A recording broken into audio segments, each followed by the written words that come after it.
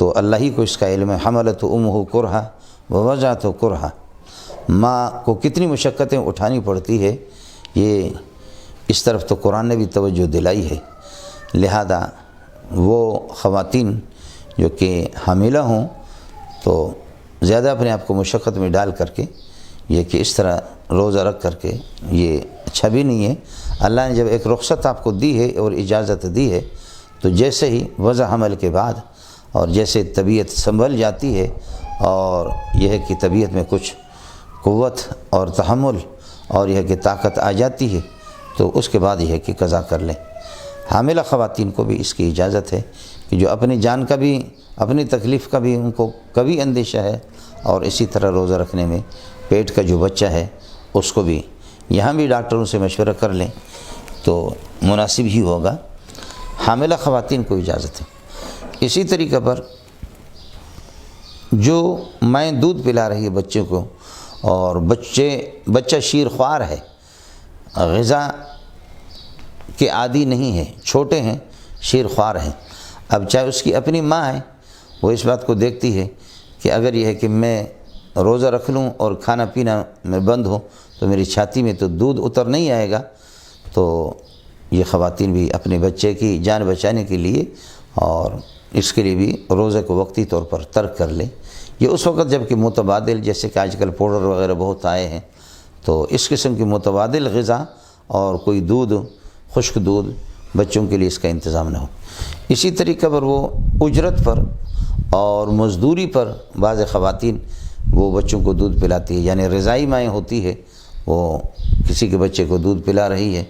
تو وہ اگرچہ اس کی اپنی اصل ماں نہیں ہے، اس کے پیٹ سے بچہ پیدا نہیں ہے، لیکن وہاں بھی اس دودھ پلانے والی خاتون کو اس بات کا اندیشہ ہے کہ اگر میں روزہ رکھ لوں تو یہ بچے کے لیے باعث نقصان ہوگا اور میرے لیے باعث نقصان۔ تو اس طرح اجرت پر اور یہ ہے کہ دوسروں کے بچوں کو دودھ پلانے والے خواتین وہ بھی یہ گنجائش اور یہ سہولت ان کو ہے کہ وقتی طور پر روزہ نہ رکھیں، بعد میں یہ ہے کہ اس کی قضا کر لیں۔ عورتوں کے دیگر اعذار ہے، روزہ رکھنا اس نے شروع کر لیا، روزہ رکھ لیا، ابتدا سے سحری کا کھانا بھی کھا لیا اور نیت بھی کر لی اور دن میں پھر یہ ہے کہ ماہواری کا عارض اس کو یہ ہے کہ لائق ہو گیا، حیض ہے یا نفاس ہے، تو ظاہر ہے کہ روزہ تو آٹومیٹک خود بخود یہ ہے کہ روزہ ٹوٹ گیا۔ اب یہ جو ماہواری کے ایام میں جو خواتین کو اجازت ہے کہ اجازت کیا ہے، یعنی روزہ رکھنا ہی ان کے لیے ناجائز ہے، تو وہ جیسے ٹھیک ہو جائیں اس کے بعد روزوں کی قضا کریں گے، لیکن اس دوران جب کہ ان کے اعذار اور ماہواری کے ایام ہیں تو اس میں وہ کھانا کھا بھی سکتی ہے،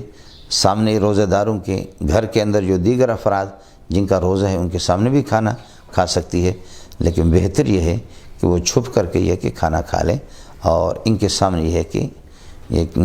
روزہ داروں کے سامنے یہ کہ کھانا نہ کھائیں۔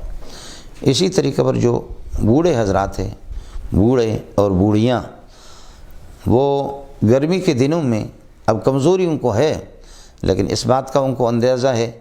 کہ گرمی کے دنوں میں ہم روزہ رکھیں گے اور یہ لمبے دنوں میں روزہ رکھیں گے تو یہ اس کے ہم متحمل نہیں ہیں، تو وقتی طور پر وہ قضا کر سکتے ہیں اس روزے کو۔ اور سردی کے دن بھی چھوٹے ہوتے ہیں، موسم بھی اچھا ہوتا ہے، اس قسم کے معذوروں کے لیے بوڑھے اور بوڑھیاں وہ بعد میں قضا کر لیں اور وقتی طور پر یہ ہے کہ وہ مؤخر کر لیں روزے کو اور رخصت